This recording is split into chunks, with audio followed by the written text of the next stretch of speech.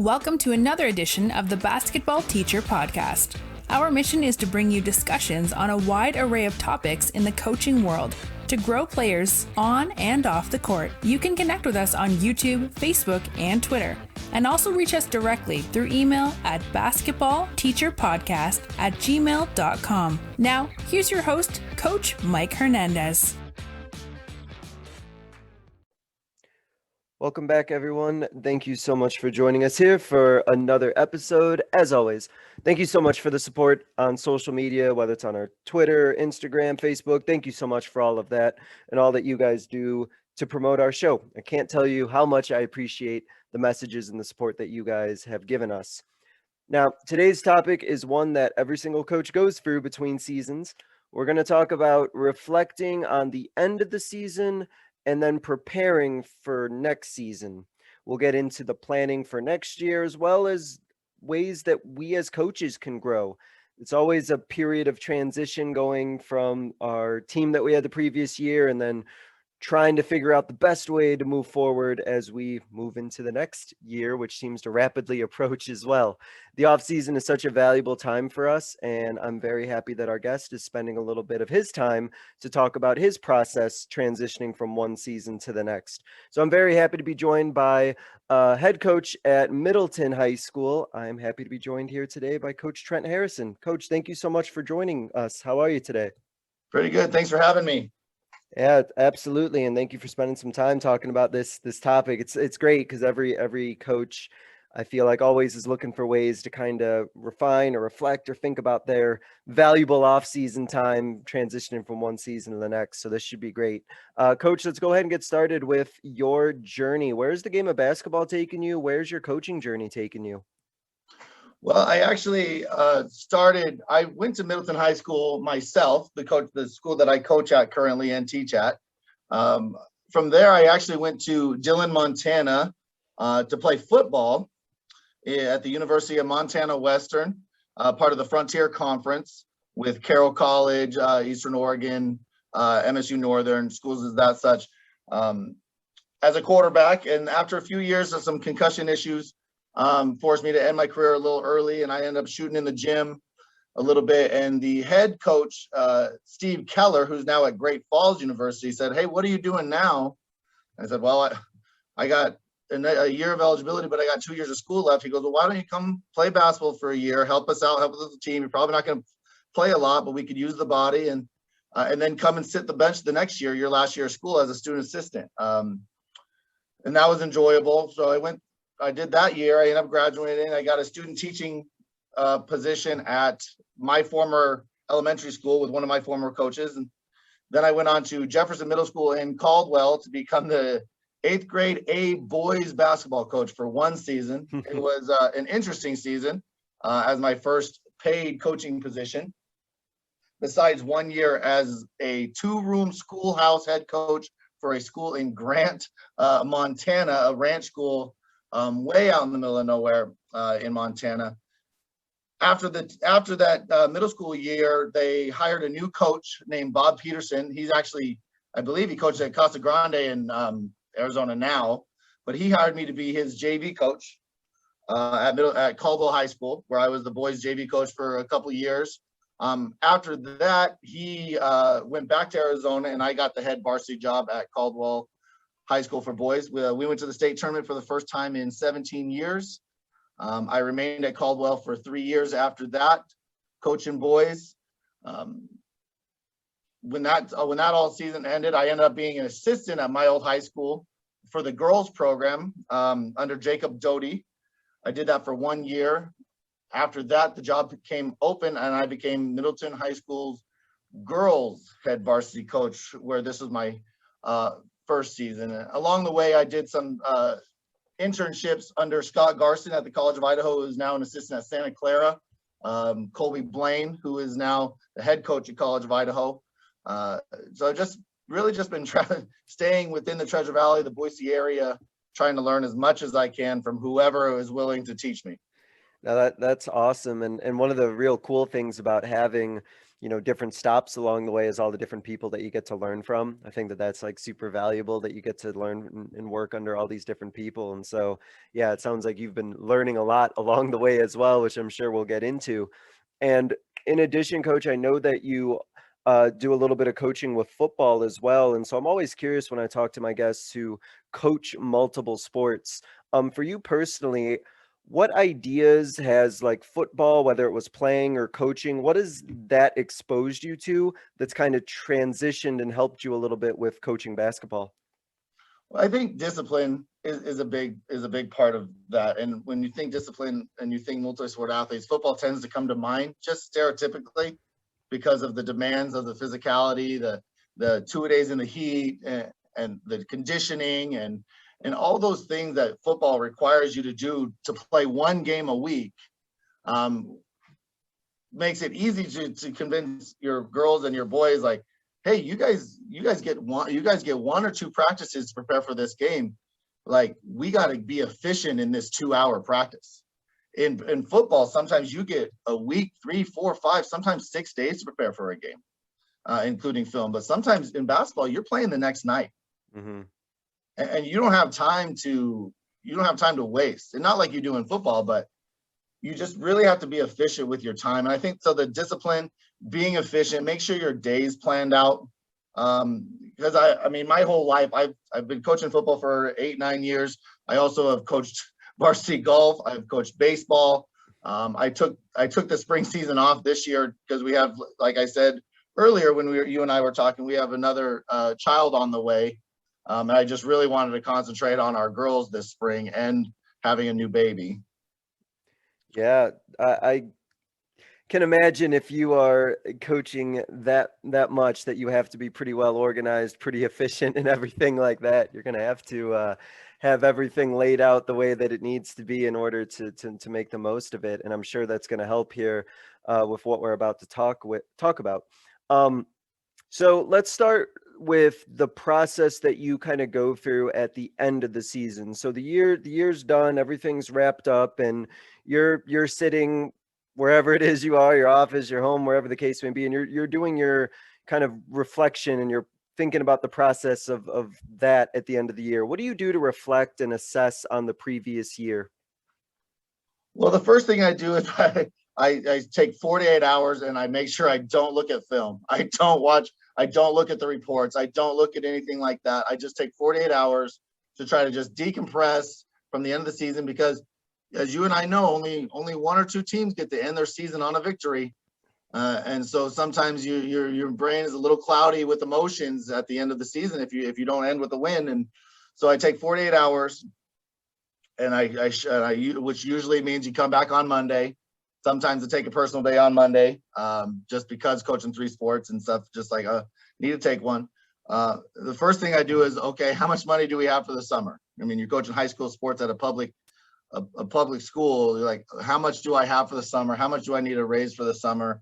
How much do we have in our account right now? That's the first thing I do. And then we talk about uniforms. Now, luckily, my staff is amazing. I actually wash and dry our laundry ourselves. I collect jerseys after every game, so we don't have to worry about girls losing them. But at the very end of the year, we make sure that we collect all the uniforms, make sure that we have every single set practice jersey. I mean, all the girls had 2 sets of practice jerseys. They had a resistance band, they had a tennis ball, they had dribble goggles, they had a jump rope. They just have a checklist through my Excel sheet, and they just have to bring it in, and they have to unzip their bag, pull everything out, make sure they have everything, put it in the bag, put it back in the bag for the next girl, the next season, who wants that particular number. And then we have our inventory for our jerseys. So then we know, okay, with our financials, how much do we need to spend on replacing a practice jersey or a game jersey or a tennis ball or anything like that. So that's how much we figure out our financials. After we finish our financials, we look at, okay, gear. Do we need new basketballs? Is the state changing the state ball? Because in the state of Idaho, sometimes they've changed the state ball a couple times over the last 10 years, and they're changing it again this year because TF 1000 is no longer making their the classic ball that they decided to use the last few years at the state tournament. So they're changing it. So obviously I expect us to be at the state tournament. So I want to use whatever ball all year and all summer and all spring that we're going to use at the state tournament. Mm-hmm. So then I was like, okay, do we have to spend any money on basketballs? No, we're good. Okay, well, we host state tournaments for lower divisions and we get 2 free basketballs every year. So I was like, okay, so we need 15 to fit the rack, but we get 2 free. I got to buy 13. And I got to make sure I donate those other basketballs to the middle school programs that we work closely with so that they use our old basketballs because they don't have the ability to fundraise for their 6-week season for equipment. So we make sure to help them out in that regards. Then once we make sure that we have all our financials in terms of equipment, jerseys, everything like that, we start looking at summer. Your inbox gets flooded with invitations for summer ball tournaments, summer leagues. We are actually in the process of potentially going up a classification. So I asked the 5A if we could join their summer league, and they actually ended up giving us a couple of JV and varsity scrimmages. And then we have to find out, okay, well, if we're hosting, well, that's officials. We have to pay for officials during the summer, which I just assume ref myself if I have to pay for it in the summer. Yeah. So after that, we plan our summer. We set up, we put all on I got a whiteboard behind me that I have all the dates of every single tournament in the state of Idaho that we could travel to and in the nearby areas. Now, obviously, not a lot of states outside of Idaho are going to play a summer this year, or you don't know. So that's why we're trying to potentially stay in Idaho, because usually we go to a team camp and we're just not sure if they're actually going to do it this year. We usually go to Oregon State, and I'm not sure. I haven't seen any information that they're having it this year. So then it's all financials. Once we get all our financials done, I dive into our huddle assist reports, look at our weaknesses, our strength. I mean, obviously you look at this stuff all day, every day during the season. And then at the end of the season, when you have the game totals, you have all 19, 20, 25 games, you look at your efficiency, field goal percentage, your offensive rebound, you look at all of it. And then you start to look at what girls you have coming back and how are they going to affect those numbers. Mm-hmm. And when you're looking at, because I do the same thing, I'll look at game film, at the end of the season when we don't have, any more games coming on, I'm looking more at it, or huddle assist or whatever the case may be. Are there things that maybe you see or, try to pay more attention to when the season is completely finished versus when you're kind of going like day to day within the season? Does that look any different, or is that about the same? I think you spend more attention to yourself as a coach. You start second guessing, was that the right call in that situation? Should we have stayed in that defense, or should we have not switched that defense after the timeout? Or you just look at all these things. I think you start to second guess yourself, because as coaches, we want to improve all the time too. So you look at it, you're like, oh, I don't know if I should have called that. I don't know if we should have ran this because it didn't exactly prepare us for the state tournament. And then you look at subs. Should I have subbed here? Should I have not subbed here? Should we play zone on a baseline out of bounds instead of man? Should we switch everything? I mean, I know for a fact after the first round of the state tournament, when I first watched that game film, and you're going up against the best girl in the state. She's got several D1 offers. Her parents both played Division I basketball, both played professionally overseas. You're just like, should I have face guarded her the entire time? Should I have doubled any on ball she got? Should I have face guarded her the entire court? Should I have doubled her every time and then just gave up whatever to their second or third best score? And the whole time you're second guessing yourself, but you're like, man, that girl's good though. Yeah, right. You prepared for her all week and she still had 37, and you think, well, I have girls that are really good defensively that probably would have held her to less than 37 points. But I know offensively, we probably wouldn't have scored as much. So it's just one of those things. You look at all this film and you look at all these numbers and you go, what could I have done different? What could I have done better that have made us more efficient? What could I have done with our younger players that are going to be returning? What can I do differently with them now that they're upperclassmen, now that it's their senior year, or now that it's their second year on varsity, that could help them be better prepared for the state tournament. And does that lead into certain changes that you might make, or certain things that you might do, from whether it's like an offensive or defensive or just like a schematic viewpoint? Do you make adjustments based on those things that you see on film, or do you make tweaks? Or I guess to further elaborate on that question, what's your process of deciding, how much you want to change versus how much you might just want to tweak or just make adjustments to?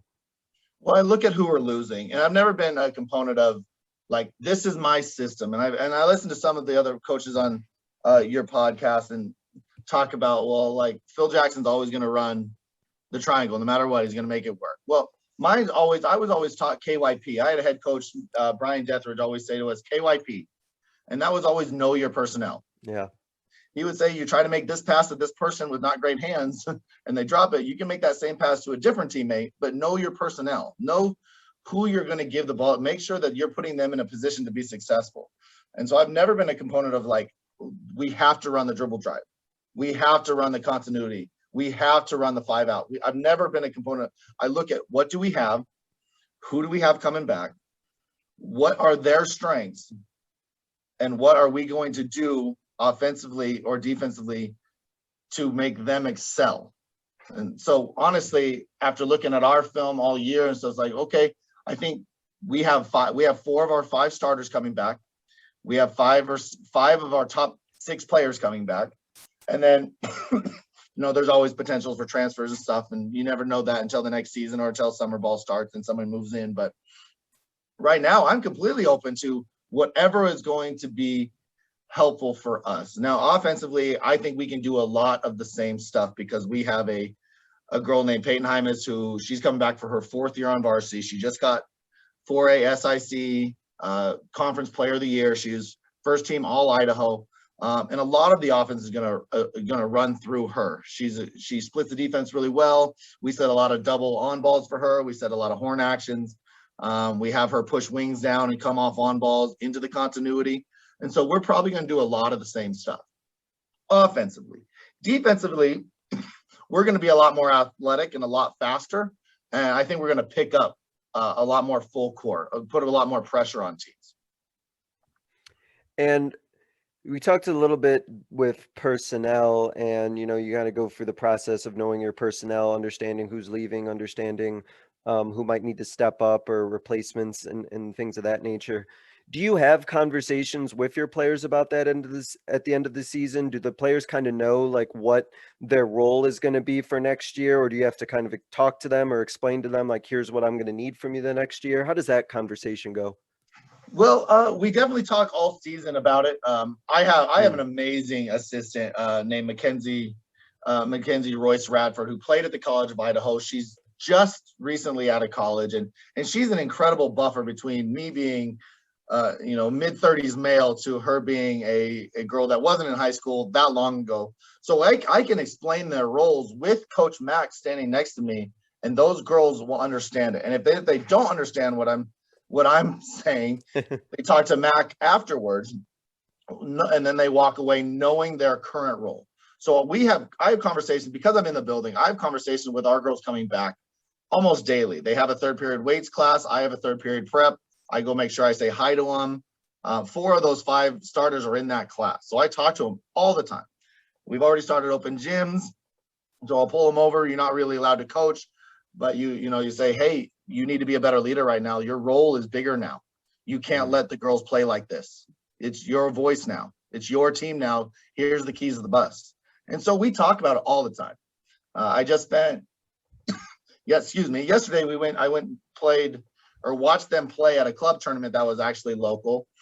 And I watched them as a fan instead of a coach.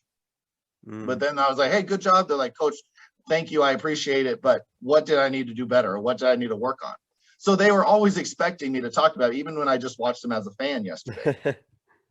So we definitely talk about it constantly. And with teenagers, communication is key too. But with the high school girls, they really, really want to know what they are so coachable, and they want to do well for you so bad. And they'll do whatever it takes to get on the floor and to make their coaches happy.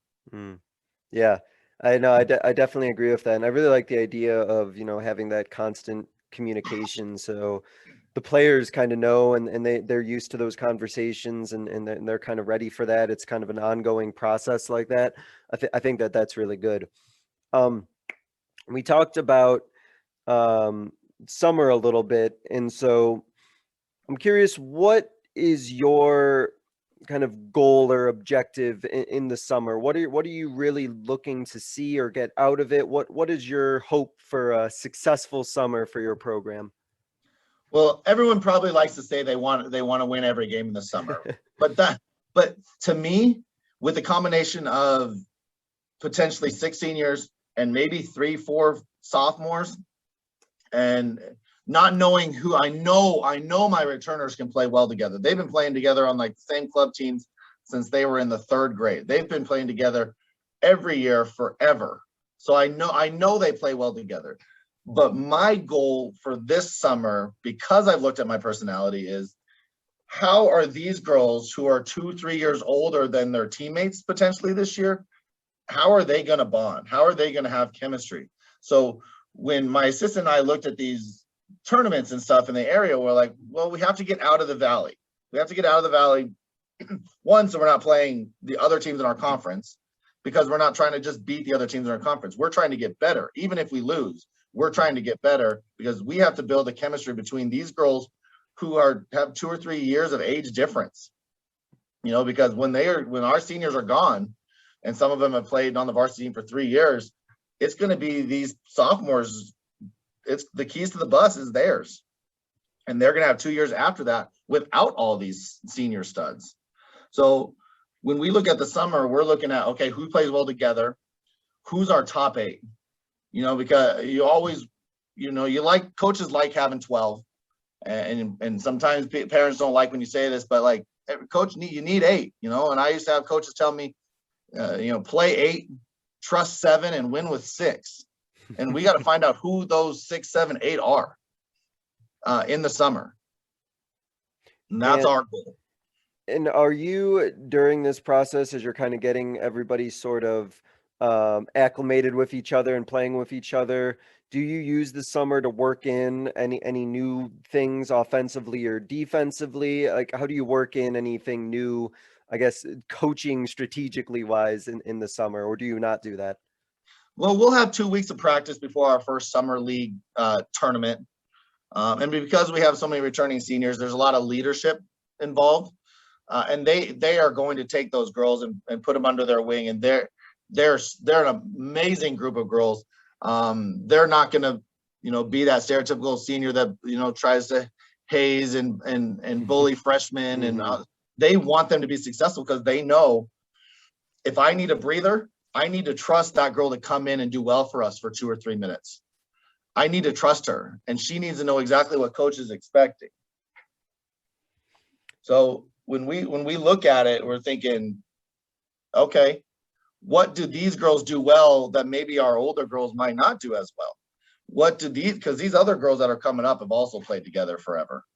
That's just kind of how it goes in waves, right? Yeah. And I'm sure okay, what are these girls' strengths? What are these girls' strengths? And how do we make it one super strength for all of us? Mm-hmm. And what we can do with certain groups that we can't do with other groups.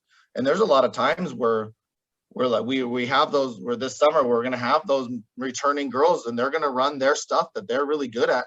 And we're going to bring in some other girls, and they're going to try some new things based on their strengths. Now they're going to have to get to really know our stuff too. But they also know that I'm going to have to make an adjustment and get acclimated to whatever Coach Harrison and Coach Mack need from me, but also display what I'm good at too, which makes Coach Mack and I go, hey, I think we can try this with this group. I think we can go 5 out with this group, or we really need to get it inside with this group. So again, we're all the KYP.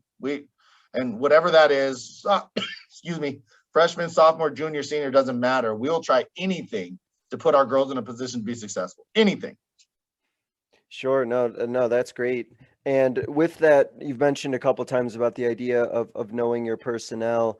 As a coach, how do you assess what you think a player can do versus, just kind of sticking with the things that they've always done? Are there certain things you look at players and you're like, I know that you're really good at this, but I bet that I can also get you to, get better and do, X, Y, and Z? How do you kind of evaluate talent in that way, kind of in the off season or in the summer, to kind of push them to maybe try or go out there to do new things?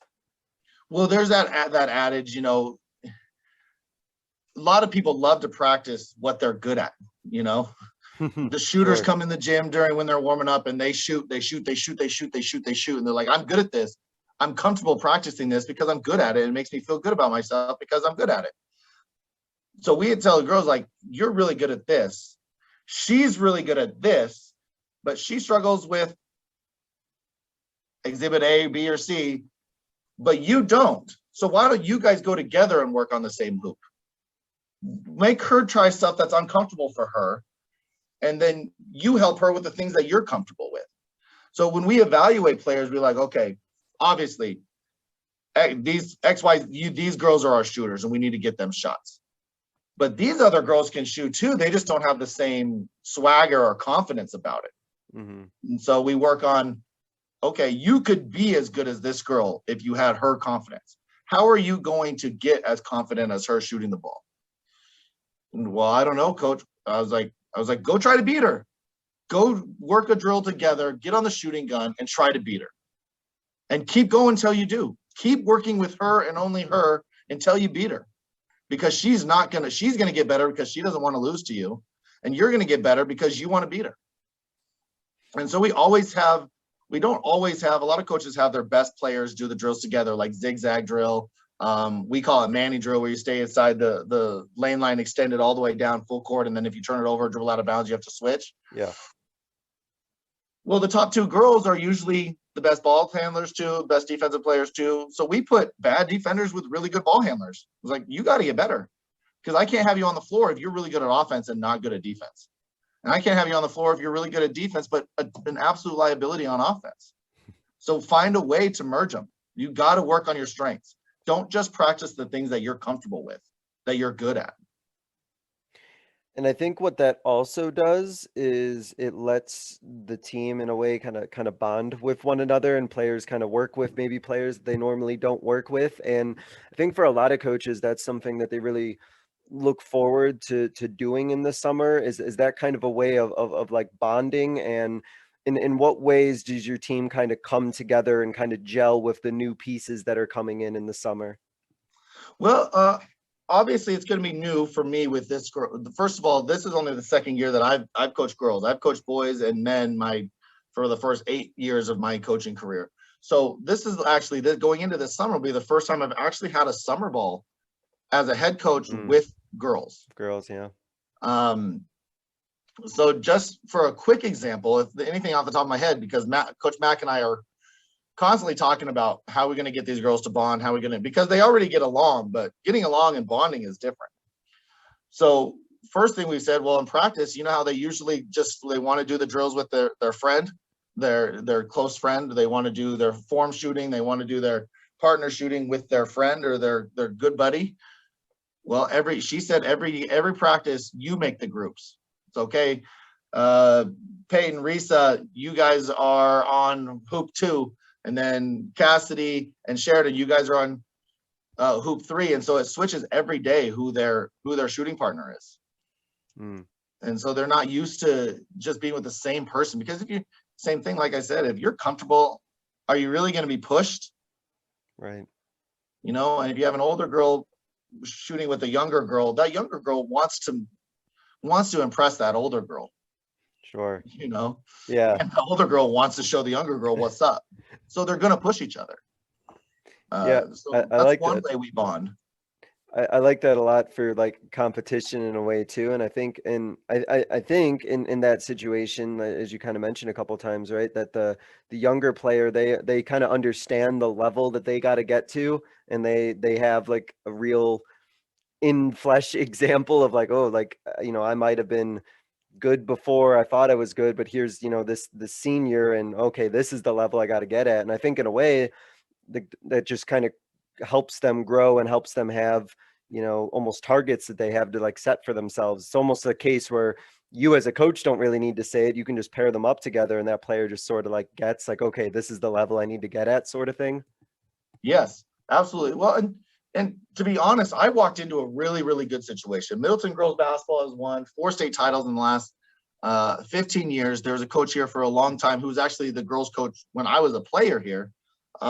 He's at a 5A school in Boise now, Timberline. Named Andy Jones, great guy. He was my math teacher. But because Middleton girls have been so good for so long, and the coach before me that I worked under was amazing. The coach before him was amazing. The coach before her was amazing. You know, and they win. Every team wins and has been to the state tournament.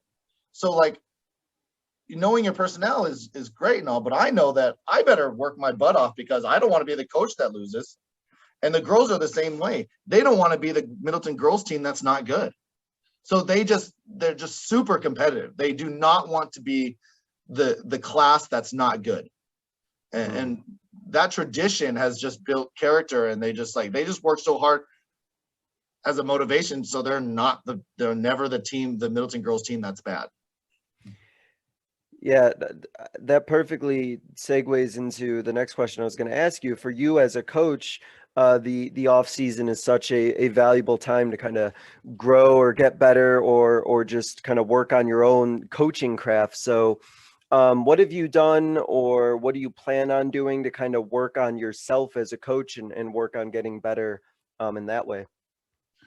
Well, like I said, when I go over the film and the numbers and all that stuff, that's fine too. But I also really look at when I watch film sometimes, because you know, Coach, you probably watch a film way more than once. Maybe one time just to watch, one time to do stats, one time as a fan, one time as as a coach.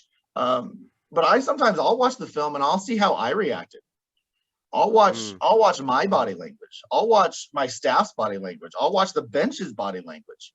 And then I'm like, okay, if I say I have a negative reaction to something or to an official or anything like that, then that's the precedent that I'm setting for my staff and my girls.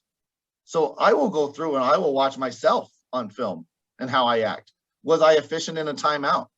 You know, I will judge myself harsh as well, just like I did as a player playing the game. And so that's one way. And then the other way, I mean, and a lot of coaches know this, it's no secret in the world, but YouTube is such an incredible free resource for coaches. I mean, it's just endless. There are times where I have my prep period where I have my computer and then I have a TV screen that plugs into my iPad and then a laptop, and I got 4 screens going on and they're all playing. So I just press play on, it's like dribble drive offense on YouTube, you know, and you know how automatically plays, everything automatically plays. And then you come back from the restroom and it's talking about something completely different. But still basketball. Yeah. And you're like, hey, I really like that. And I would have never found that if I was searching for it. You know, and so YouTube is such an incredible resource. Networking is huge because you can be biased on your team and I'm biased with my girls. And then I go talk to a rival coach who is a rival coach, but also a friend and a colleague. And he goes, I think you should have done this. Or another coach said, you know, she was like, I think you should have picked up more. I think you should have subbed less. I think you were too nice. And so networking is huge as well. And then the coaches clinics, if there's ever a chance to go to a coaches clinic, not only if you're a teacher and you need continuing ed credit, a lot of times it's $60 or $70 and you get a credit for your continuing ed where you can move up around the career ladder.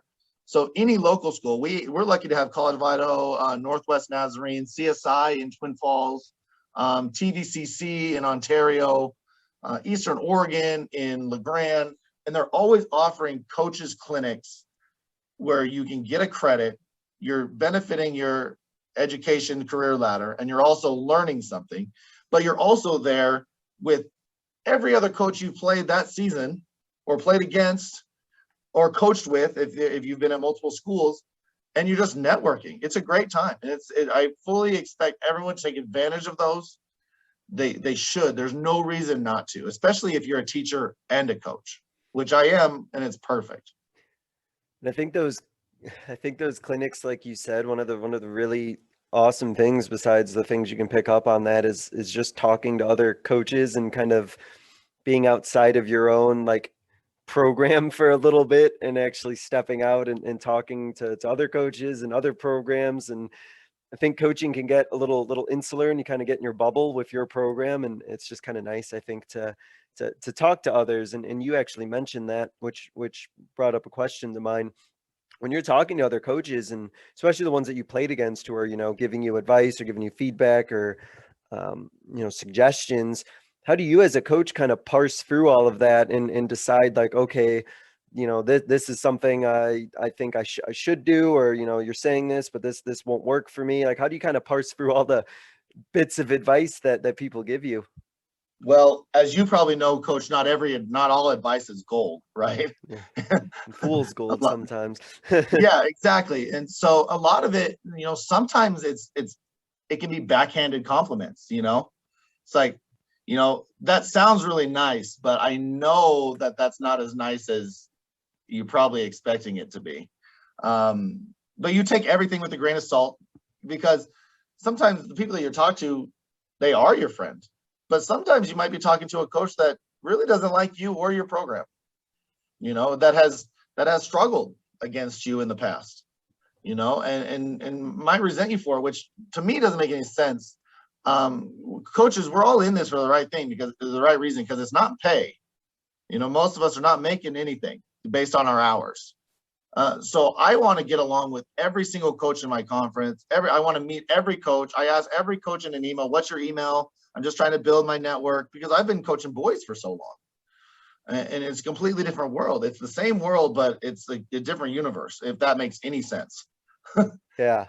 So when I talk to those coaches and I hear their feedback, I remember it's a fault of mine, but I remember everything anybody's ever said to me, whether it's a compliment or an insult, and so I take it. And sometimes, you write it down as a motivation. And sometimes you like, okay, I need to write this in a note on my iPhone or whatever, and then delete it so that I remember it, and to me, it doesn't make any sense when coaches don't get along, because in the span of life, you're really not going to remember this win or that win or how much you won by, but you always remember how people treated you.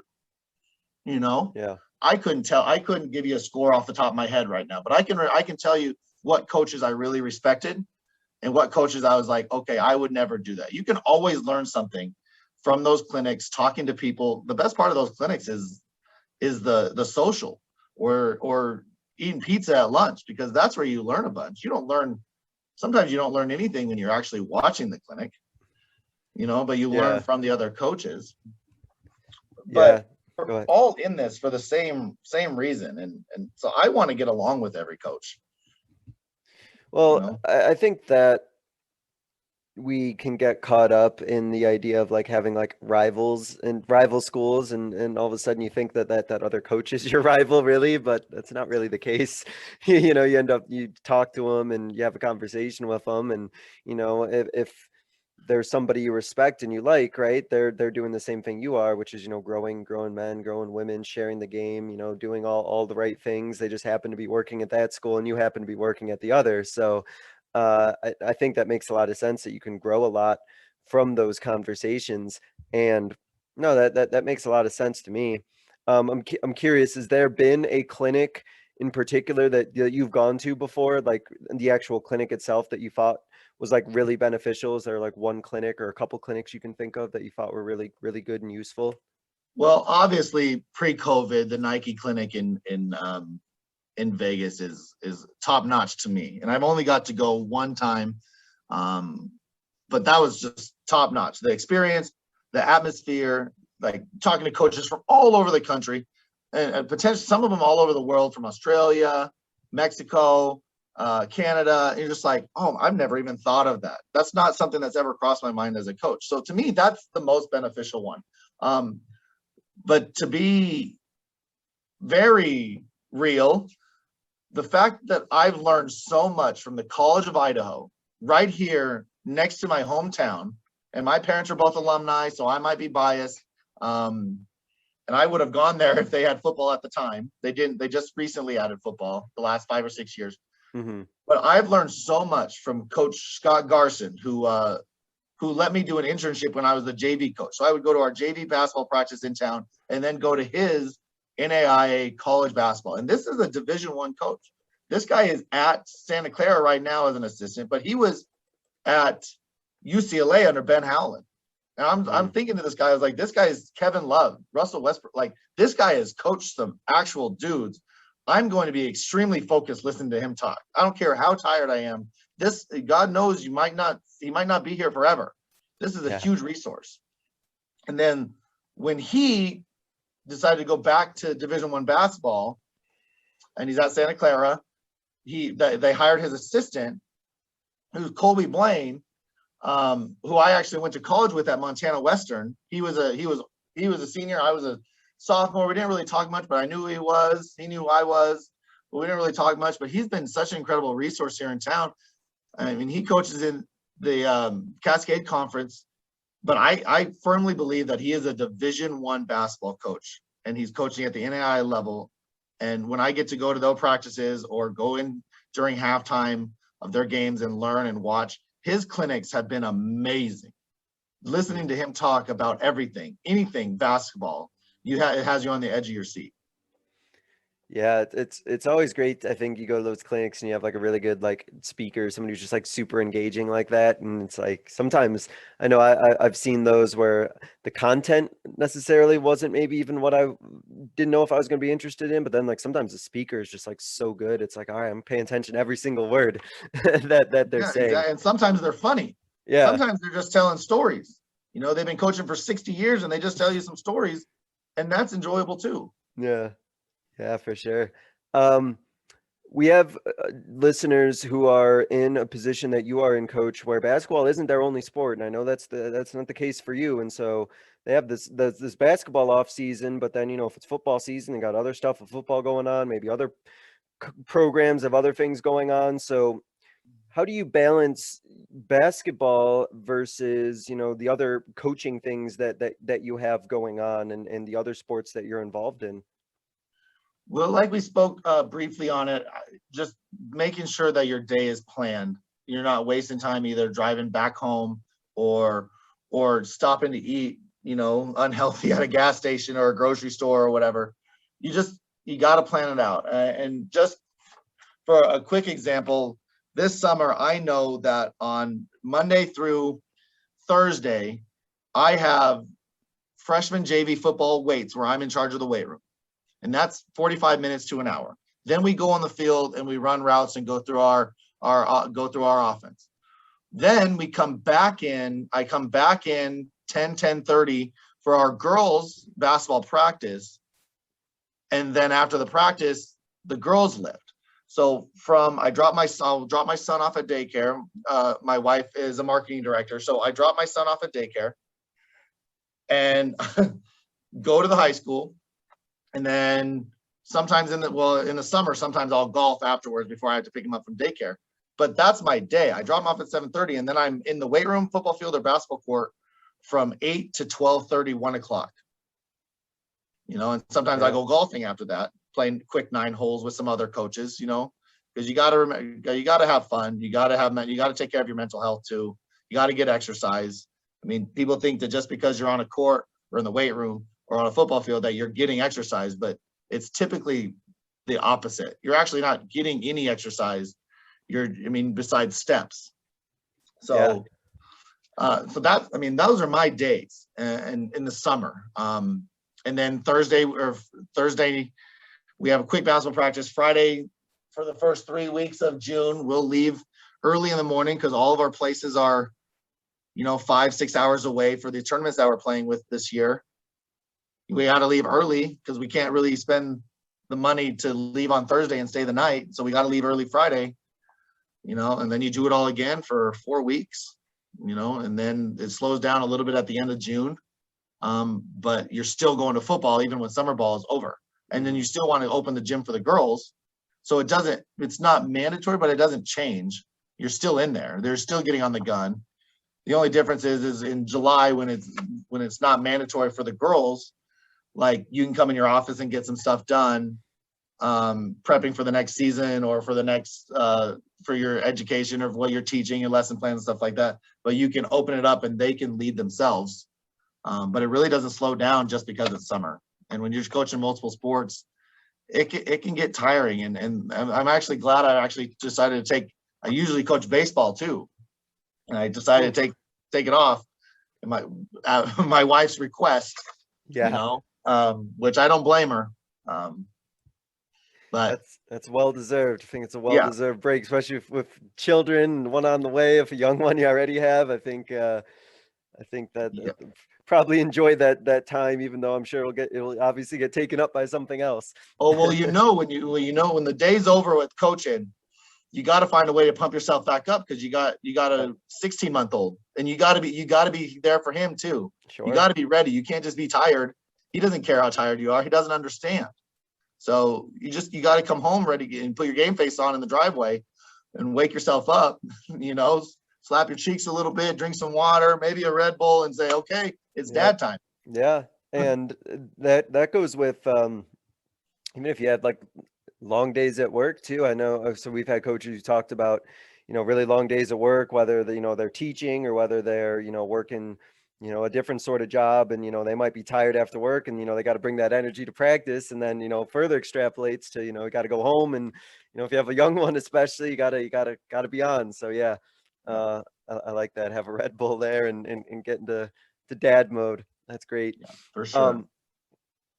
You touched on a couple times the practices that you do in the summer. So I'm curious about, and I know this is kind of be your first year with this particular group of girls in summer practice, but what would a good, in your opinion, like a summer practice look like, and how does that differ with what you're trying to do, during the season?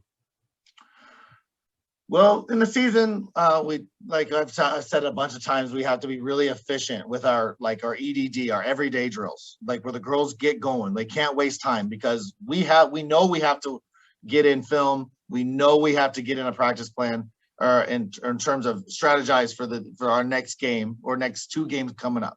So that's the season is, it's like, okay, we got to make sure that we're staying on point with our skills. We still got to work on what we're bad at. We still got to get them in shape.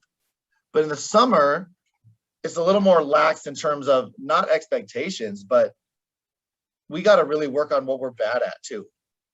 And it's okay. It's okay to struggle. It's okay that we're doing a ball handling drill and you dribble and you're losing the dribble every 3 dribbles, because you're going so hard. It's okay. And they don't feel bad and they don't feel sad in the summer because they're just like lax. And, sometimes in the summer we'll play music and they'll just like, okay, well, I'm going to struggle today, but I'm going to have fun struggling, and so what we do in the summer and what we're planning on doing is we still have our EDG, our everyday drills, where we get in our certain amount of shots. We get in in our defensive slides, or actually, I don't like the defensive slide thing. I like push step. It's much quicker. Mm-hmm. We still work on those things, but we always give them the opportunity to work on what they're not good at. And like I said earlier, we make them go with girls that are good at those things. And then we have stations. And this gives us an opportunity to develop our staff too, because usually I like to work with the shooting guards. I played shooting guard. My assistant was a point guard. My other assistant played forward, center at Southern Oregon. So we'll switch, and I'll take a step back and go, okay, this is the summer. They don't need to hear my voice. They need to hear each other's voice. They need to hear the other staff members' voice. So I'll have my Frost JV, my program assistant, my assistant, they'll run a station for 10 minutes and they'll start, okay, point guards go with Coach Mac. She's a point guard. And then we'll switch. And they're like, Coach, why do I need to know this stuff? I'm a point guard. Why do I need to work with the centers? I was like, this man is going over footsteps. Like, this guy's going over your proper footwork. Like, you're telling me that if you have a smaller guard on you with your strength and your ability, that this working with him for 10 minutes is not going to help you become a better basketball player. This could change you from averaging 7.5 points a game to 10.5 points a game. This 10-minute segment. And then we'll switch them again. And the point guards are like, why am I working on this? I was like, you're telling me that you can't benefit from shorting the pass or a proper reverse pivot or reading the defense if they're top side, low side. if they're playing you straight up? Well, no, I guess I never thought about that. I was like, okay, well, listen up, because he knows his stuff.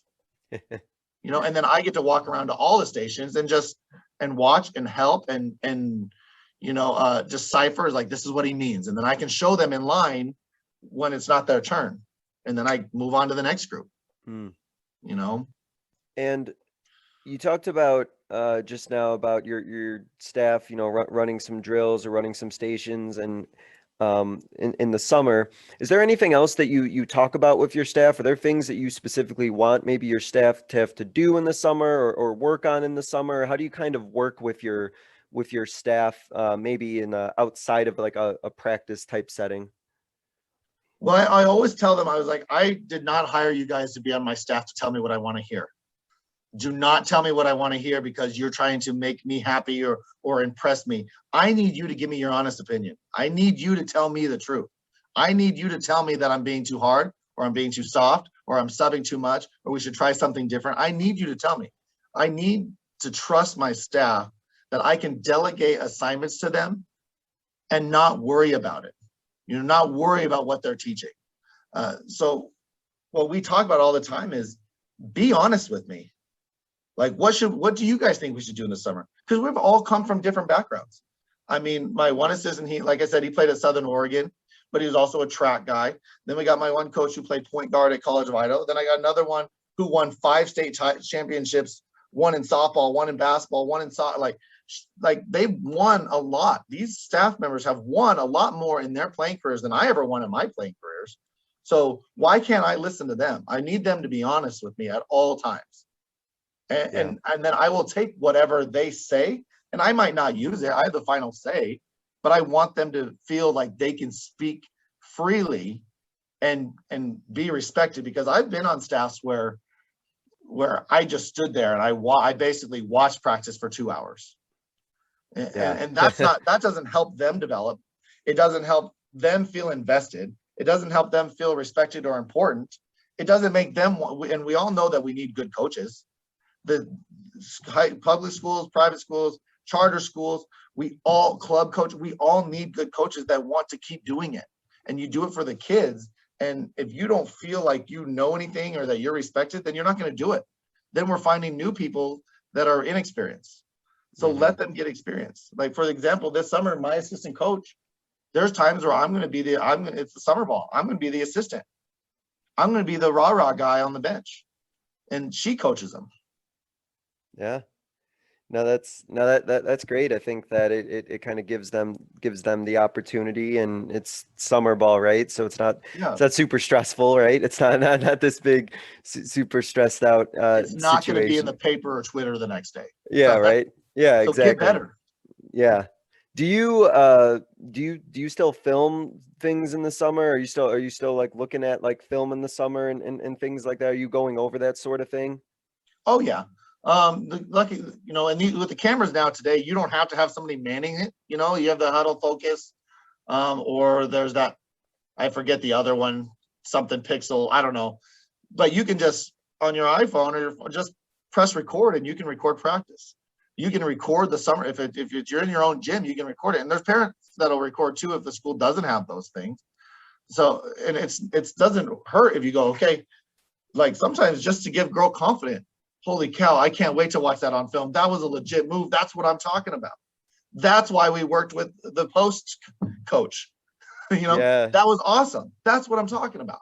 So you want to use it for evidence too, because if the girls feel like you care about them enough to do the work, even in the summer as you do during the year, they'll be like, man, this guy, his assistant, his staff, they like really care about us. I better be invested because they care. It's obvious. So we film during the summer, and we don't always necessarily go through film like we do during the season, but because of Huddle, they all have their login. They can go watch it. I was like, hey, did you notice how well you played from the 10-minute mark of that running clock to the 6-minute mark? 2 steals, 2 offensive rebounds, a great screen, a great look. Like, that's what I expect from you all the time. They're like, yeah, coach, I saw that. And then they're super pumped the next day to come to practice. Mm. Yeah, no, that's great. And especially if you can pick out those things and they do it really well, especially if they translated perfectly into something you went on in practice. Like, best feeling ever, I think, to see it like all come together in fruition where they apply one and are able to use it in the other. That's great. We talked a little bit about some of the things that might be altered or might be changed in the off season as you work into next year. What are your maybe like your coaching like non-negotiables, like from year to year, like this is not going to change because this is what I believe in as a coach? What are some things that are always that you believe are going to stay constant? That's a tough one because this year they put some regulations on stuff. Like Yeah. I want all three of my teams in my program to warm up together.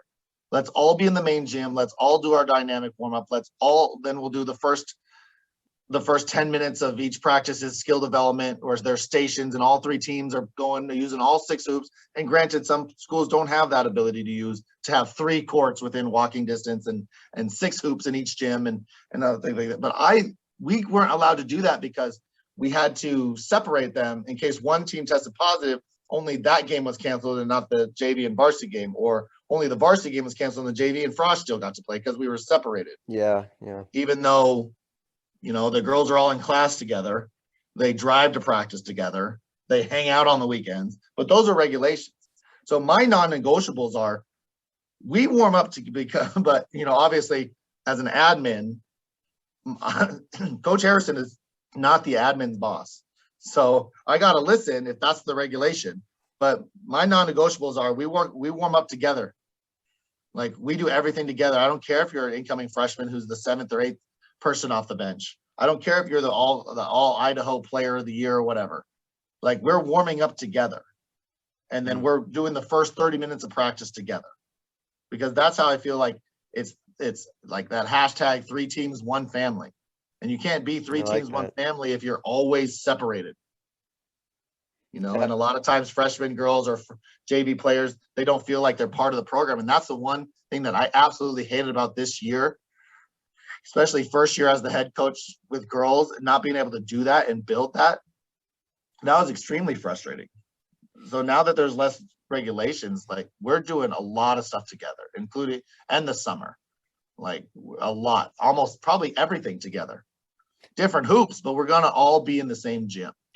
And that sounds like in real extra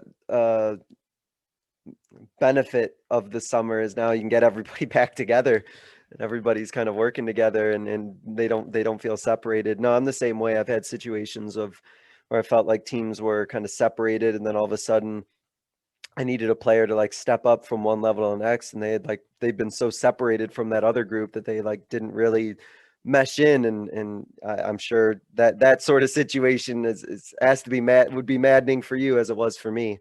Well, Coach, if you have to take a girl, say she's on the freshman team, but she's playing really well, but then you have some injuries at the JV level, and then you have to bring her up to play 2 quarters or a game.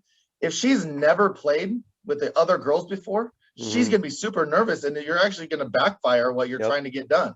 But if she's comfortable and she's played with those girls, she's done drills with those girls, she knows those girls' names, it's going to help. It's going to benefit your program immensely. Yeah. And just that comfort level. It's already, I think, nerve-wracking enough for some players to move up as it is, but let alone move up with players who they haven't really played with before, know that well. It kind of really compounds things for sure. For sure, absolutely. Yeah, that's great. Awesome, Coach. To wrap up, there's a couple questions I ask every guest, so I'm going to go ahead and start with this first one here.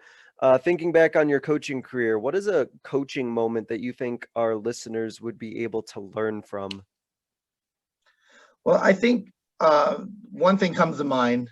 You go from coaching at one school district to another, and sometimes there's bridges burnt. Sometimes it's a good, separation. I feel like if you're doing what you feel is best as a coach, never doubt your abilities as a coach. You're going to second guess yourself on decisions. But when you look back on that experience, maybe it didn't work out with another school district, if you're doing what you fully believe in your heart is the right thing, and you're coaching the right way, and your expectations are correct and just and honorable, you're gonna get another opportunity. Don't think that because it didn't work out there or it wasn't a good fit that you're not a good coach or you're not a good educator. You put the time in, you did the right thing. You know in your heart that you did everything to the best of your ability. You're going to get another shot to be a coach. Don't think that you have to be in the same school district forever, which is great. And I would love to be at Middleton for the rest of my career. But I know that if that's not what the case is going to be, that I did everything right or to the best of my ability. And I gave everything to those kids, those parents, that community, that school district, my colleagues. I gave everything so that if I was no longer a part of that, I was still respected when I left. So don't think that just because it didn't work out somewhere else, that you're not falling forward in life. And honestly, I feel like I fell forward in a lot of ways. I learned a lot. I got another opportunity, and right now it's working really well for me, and I'm really glad I didn't give it up. Awesome. Yeah, 100%. I love that a lot. There's always new doors that open up, always new things that there are opportunities, and like you said, falling forward. And currently you've had all these stops along the way, but you're currently in such a great spot right now because of that attitude. I'm sure that's great. And then, Coach, I give every guest what I call my 60-second soapbox. It's your platform to get out your final thought, your closing message, just a final idea that you want to leave the listeners with. So, Coach, I'm going to go ahead and give you the floor for that, so you can go and take it away. Well, and when I got your email earlier, I was like, oh, I'm not sure if I have a soapbox that I really want to stand on or deliver. But one small thing, I think Idaho needs a shot clock. I think that has to go out. Idaho needs a shot clock. There's no reason why the state of Idaho is so far behind in terms of scholarships for men's and women's basketball players at the Division I level when scores are 35-25 or 55-45. There should be a shot clock. I think it makes players have to put the work in, have to get better. It makes coaches need to be better coaches and better prepared and more efficient with their time, their practices, with their skill development, with their players. So I would say shot clock in the state of Idaho. The second thing I would say is if you really are in coaching for the long haul, players and parents will come and go. Make sure you take care of you're always going to, sometimes you're going to be up, people are going to be upset with you. Even if you're doing your best, always make sure that you are the best husband and father, son, grandson you can possibly be. You're going to get caught up with the time commitment. Reach out to the people that got you there along the way. Make sure they know that you are there because of them and that they are still important to you. Yeah, really well said. Really well put. Always have to keep that in mind. Always easy to get caught up in the basketball, and sometimes we forget to water those figurative plants as well. So awesome. Yeah, oh, absolutely. Then, Coach, once you bring that shot clock to Idaho, you can bring it over here to Arizona too. Okay. I think it just needs to be a national thing. Good stuff. Coach Harrison, I want to thank you for spending some time talking about your program, talking about the off season, preparing for next year, and all the steps and program philosophies and all the great stuff that we touched on today. It's been really helpful and really beneficial. So I want to thank you for spending some time on that. Good luck. Best of luck with the new child on the way. Hopefully everyone's safe. Hopefully everything is safe with your program and you're able to hit the ground running into next year. Thank you so much, Coach. Well, thank you for having me, and go Vikings. Thank you all for listening. This was another edition of the Basketball Teacher Podcast. We will see you guys next time. Thank you for listening to another edition of the Basketball Teacher Podcast. Make sure to connect with us on YouTube, Facebook, and Twitter, or reach us directly through email at basketballteacherpodcast@gmail.com. Take care, be safe, and we'll see you next time.